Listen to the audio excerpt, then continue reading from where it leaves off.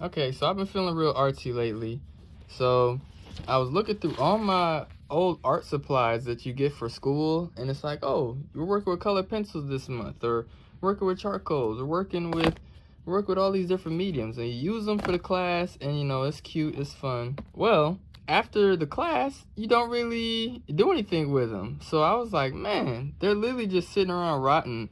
Point is, I got all these art supplies, all these books, and I haven't done anything. All my Shrek rug, and I'm not doing anything with them. So I've set out every day of the week for 1 week straight. I'm gonna do a different Bob Ross painted with a different medium every day, and just to get the creative juices flowing. I'm in a bit of an art block, so it should be fun. I'll push myself in mediums I'm not familiar with, but point is, I'm gonna be doing a different painting or drawing every day based off Bob Ross tutorials.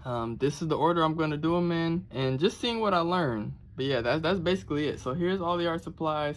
Let's just go. Forget it. Hey.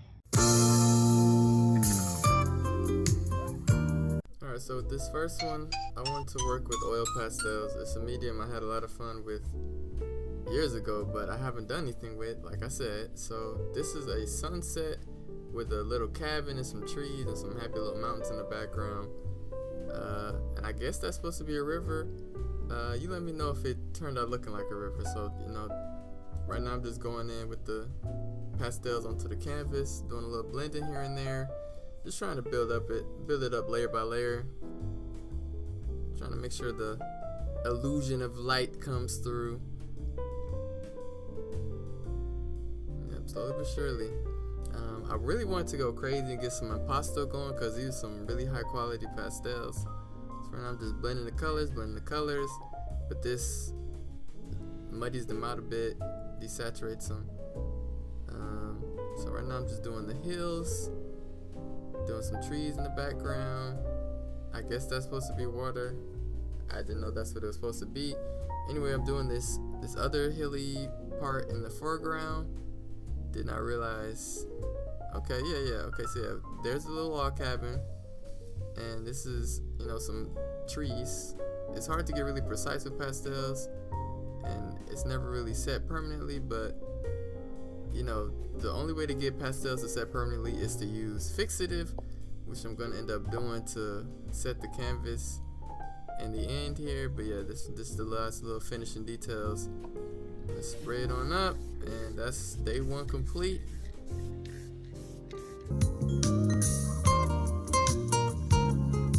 Alright, day two. This is me actually following along and doing an acrylic painting.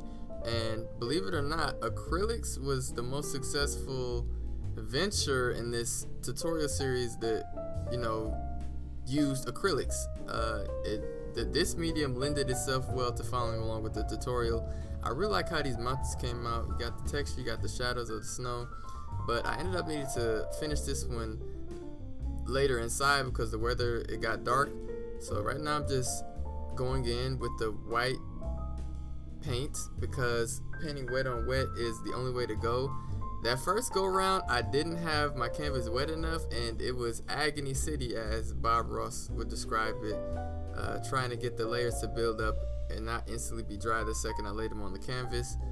So right now I'm just touching up the clouds, redoing the water in the background for the reflections later, or the foreground I mean. Just going in and touching up the mountains, making sure the snow looks a bit better. I think that really sells the shadows there.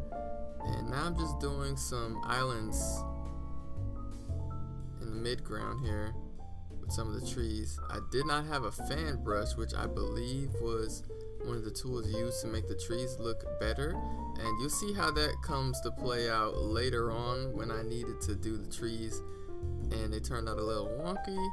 But anyway, so there's some more trees, and then there's the shoreline going a little bit, trying to get the reflections of that going on, and then big ass tree in the left, or trees in the left, and then we're just doing some more stuff really close to the canvas.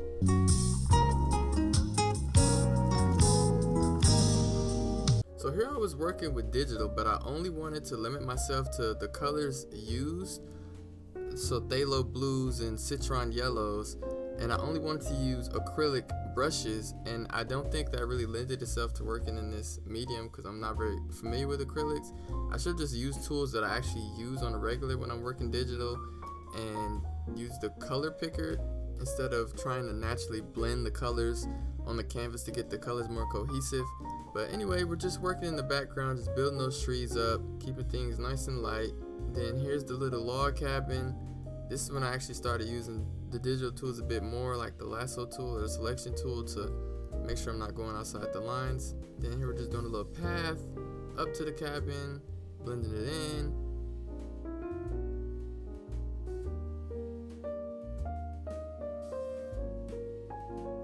Working with a tree, giving it a highlight.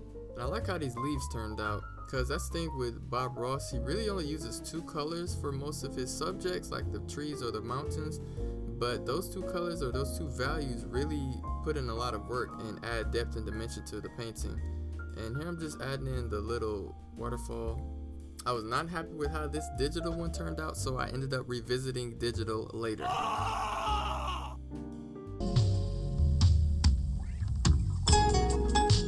So it was around here that I realized that most of these mediums don't lend themselves to following along with acrylic tutorials when they're not acrylic based, but we thugged through. So I figured to build up layers with wax crayons, it was going to be more difficult, because if you want to work from light to dark, that works fine. If you want to work from dark to light, that wasn't necessarily going to work, because you can't really layer on with wax crayons. You can blend, but you can't really build up layers. So I can't paint the background or draw the background, then color over the background for the midground, and then color over that for the foreground. That wasn't necessarily going to work, so I had to get creative, and I ended up doing a workaround where I melted the wax onto the canvas to build up the layers that way, and that's how I was able to layer on light colors over the darker ones. This did muddy the colors a bit, but it was a fun workaround, but it was a lot more work than it was worth. Later on in the process, I ended up having to do trees and bushes.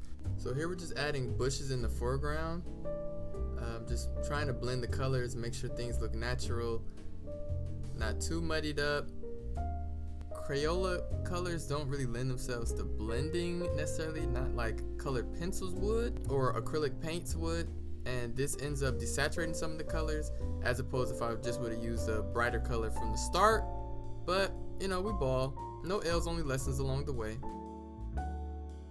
So here we're just working the river, adding trees on the side, giving them some friends, and then adding brush in front of them so they have somewhere to sit. And yeah, this is colored pencils.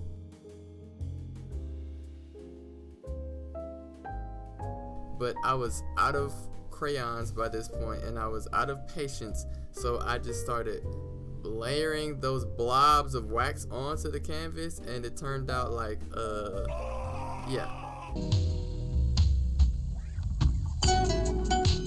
So now we're working with colored pencils, and I think I should have used less toothy texture of paper, because it ended up being a bit grainy, or stipply is the better word to put it. The thing about colored pencils is they do lend themselves to being blended more on the canvas or the paper or whatever, but the caveat being with proper foresight. So I do think most of these mediums, you can get vibrant colors that aren't muddy, that aren't desaturated, if you plan ahead where everything is going to be. If you know where your background elements are, where your foreground, midground, and everything in between elements are, you can just jot those out, plot those out ahead of time, and then color them accordingly, as opposed to trying to follow along with an acrylic tutorial and blend the colors on the canvas, because blending acrylics versus blending colored pencils is completely different science. I do like the analogous palette we have going on with the blues and the purples and the red violets, and that pop of color from the sun there.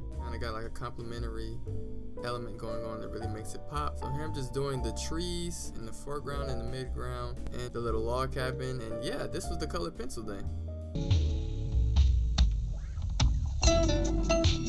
So here we're working with charcoal, so now I'm just getting a sense for delving back into the medium, because it's really messy. This was a grayscale piece that he ended up, or gesso piece that he ended up adding color to later on. I was just going to keep it grayscale, that's my plan, that's what I ended up doing.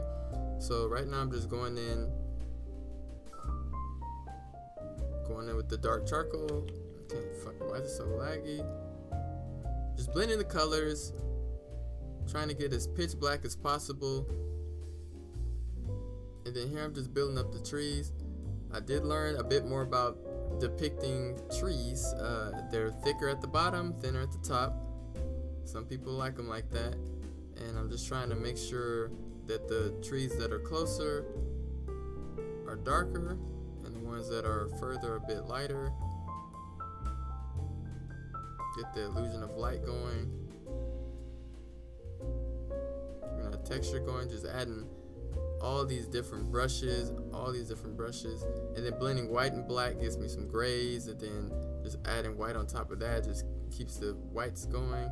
And then I'm just adding some bushes in the foreground and just trying to get those rays of light.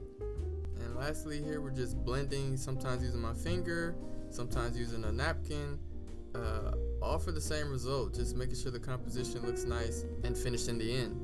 And here is the charcoal piece in all its glory.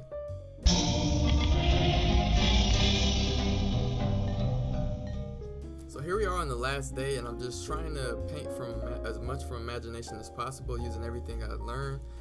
It's almost like I could hear BobRoss himself speaking to me while I painted this. There's no mistakes, only happy accidents. Right, there's no mistakes, only happy accidents. So I want to make sure I'm getting that light source in there, and then getting the clouds. I want to experiment with different brushes and patterns and textures because you're the creator. Find your freedom on the canvas. So yeah, so I was just playing with different patterns and textures and tools, just experimenting, really just having fun with it and playing with a medium that I'm familiar with. And then I want to bring the mountain down a bit more before I added the floor. So here we're just adding the floor. We're gonna add some bushes in the background. We're gonna paint over the shadows with more highlights. Add some trees before we add the leaves onto them. Just make sure we get those branches. And here we're just adding some more brushes or bushes in the foreground. Adding some texture to them.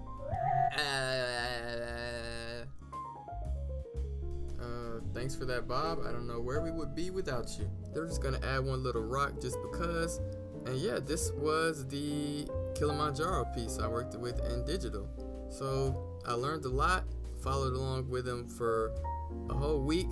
A lot of these mediums don't lend themselves to following along with an acrylic tutorial, but it was fun nonetheless, and I did learn infinitely more than I would have had I not just experimented and had some fun with it, because that's what it's all about. So like BobRoss says, there's no mistakes, only happy accidents. Hope you enjoyed the vid. Like, share, comment, subscribe, all that jazz. And deuces.